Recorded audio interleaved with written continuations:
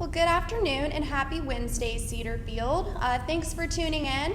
I hope you're all having a great week and staying cool in this heat. I just want to start off by reintroducing myself in case you don't remember me from a couple weeks ago, or in case you thought I was Karen, because I've been told several times in my time here at Cedarfield that we look very much alike. But my name is Rachel Hobson. I'm a dietetic intern, and I'm in training with your dietitian, Karen, here at Cedarfield as a part of my supervised practice to become a dietitian myself. So I'm completing my internship at VCU Health, which is also where Karen completed her internship as well. So I've really enjoyed getting to work with her and learn from her in my time here at Cedarfield, and I've also enjoyed getting to know those of you I've had the chance to interact with. So if you see me around the next few days, please feel free to say hi. So for today's topic, I'm going to be talking to you about blue zones, but more specifically, the diets those who inhabit the blue zones consume and how this contributes to their longevity. So I decided to talk about this topic because me and Karen had been talking about the concept of longevity diets. And it reminded me of a special memory when I had the opportunity to study abroad in Costa Rica, and I got to visit one of the blue zones. So if you're not familiar with this topic, you're probably wondering, well, what in the world is a blue zone? So blue zones are the 5 areas in the world in which people live the longest. And this is related to their diet and their lifestyle. So I thought it would be a good topic to talk to you all about today. So this was based on the research of a demographer named Dan Buettner, and he termed them blue zones simply because when he was doing his research and he was looking for these areas where people do live the longest, he had circled them on his map in blue. So thus, blue zones. So anyway, like I said, there are 5 in the world. So the first one is the Nicoya Peninsula of Costa Rica, which was the one that I visited. The Barbagia region of Sardinia, which is an island off the coast of Italy. Okinawa, Japan. The Greek island of Icaria. And then last but not least, the Seventh-day Adventist population of Loma Linda, California.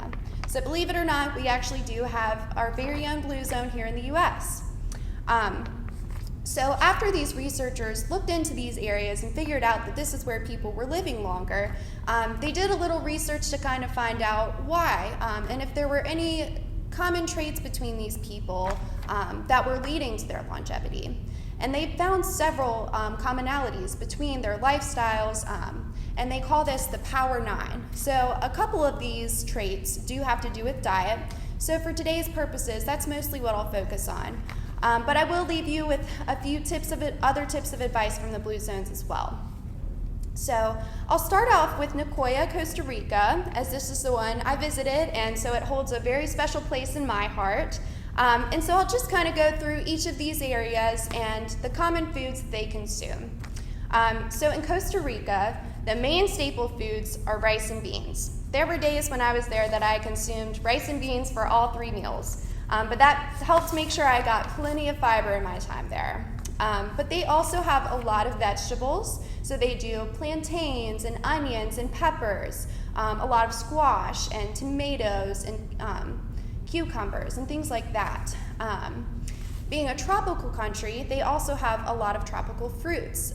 So there was fresh fruit at every meal, papaya, pineapple, mango, bananas, you name it, they had it. Also a lot of fresh fruit juices.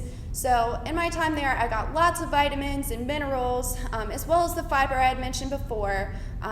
So it was a great experience to try some of those foods and to see, how that contributed to them living so long. So next I'll talk about the 2 Mediterranean islands. So that's going to be the island of Icaria in Greece and then the island of Sardinia in Italy. So if you've ever heard of the Mediterranean diet, this is going to sound pretty familiar because the diets that the people in these areas consume are essentially just variations of the Mediterranean diet. So the Mediterranean diet is just going to be higher in fruits and vegetables, lots of whole grains, some moderate consumption of fish and seafood, lots of healthy fats like nuts and olive oil, avocado, things like that. And then they limit some of those things that are not so good for you. So they limit their alcohol, limit their dairy, and also red meat. So for Icaria, some of the foods that they commonly consume are going to be beans. You'll find that that's a pretty common food in all of these places is beans, but also chickpeas, also called garbanzo beans, lentils, lots of fresh veggies as well, so tomatoes, carrots, potatoes, and leafy greens. They have a good variety of fruits too, so figs, plums, pomegranates, and they also do a lot of herbs and spices, so basil, rosemary, thyme. So lots of great ways to flavor their food without salt, which, as we all know, can lead to things like high blood pressure. So that also helps contribute to their health as well, eating a lot of those foods. And then they also do things like yogurt, milk, and cheese, but just limit that a little bit more.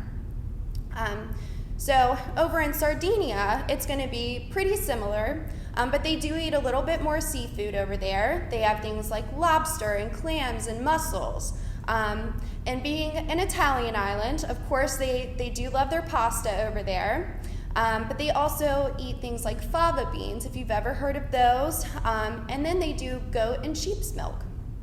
So one thing you may have noticed so far is that a lot of these diets are highly plant-based. So this is going to ring true in Okinawa as well.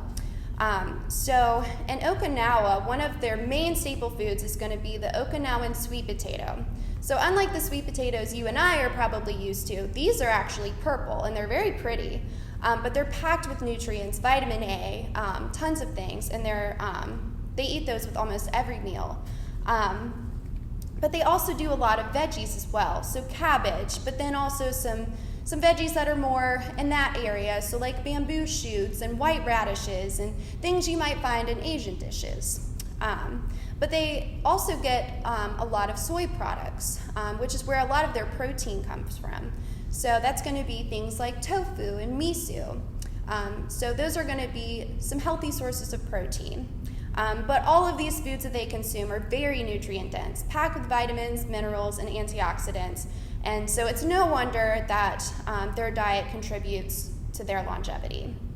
So last but not least, I'll talk a little bit about the Seventh-day Adventist diet, which is consumed by those in Loma Linda, California.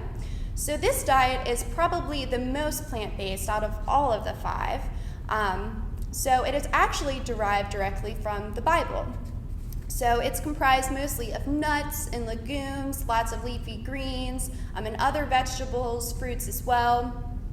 So some of the staple foods are going to be tomatoes and broccoli and carrots, as well as leafy greens, different kinds of beans and lentils.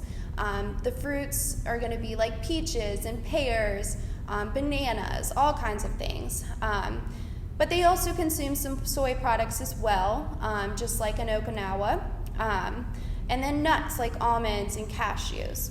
So overall, this diet is very much plant-based, so it's very high in fiber, and it's also going to be lower in saturated fat. So it's quite a bit different from your traditional American diet. So anyways, while all of these diets do differ from one another, there are a lot of commonalities between them. So the one I've mentioned the most is that they are largely plant-based. So lots of fruits and veggies, whole grains. And this is something that the researchers who identified the blue zones have termed plant slant.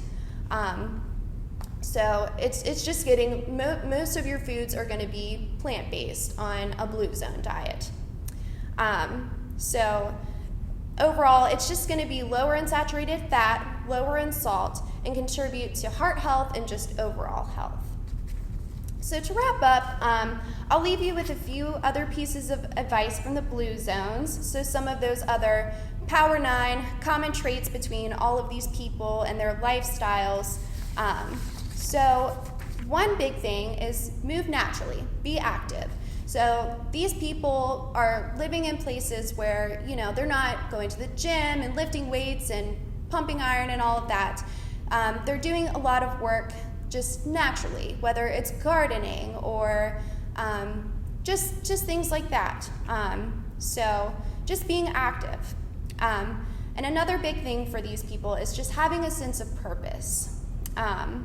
They also have something called downshift. So this differs for each population. So for the Adventists, they like to pray.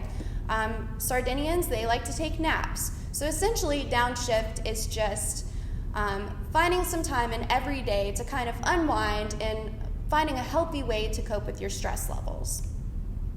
They also follow something called the 80% rule. So this is just to stop eating when you're about 80% full. So you're not filling your tummy all the way up and then you're way too full.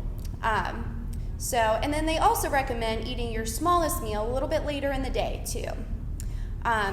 So a few other things, just finding a sense of belonging and community. And in my time here at Cedarfield, I have noticed that there is a very strong sense of community here, so I think you're all in a great place for that. Family is also very, very important to these Blue Zone inhabitants. So just loving your family, your friends, and just finding your right tribe was another one of the suggestions. Just finding, people who can love you and support you in building some of these healthy habits. So that kind of wraps up the topic I wanted to talk with you all about today. I really hope you enjoyed learning about the Blue Zones. It's a topic I myself find very interesting. So I really hope that you enjoyed learning about it, and if you have any questions, feel free to ask if you see me around. But thanks for tuning in, and I hope you enjoy the rest of your day.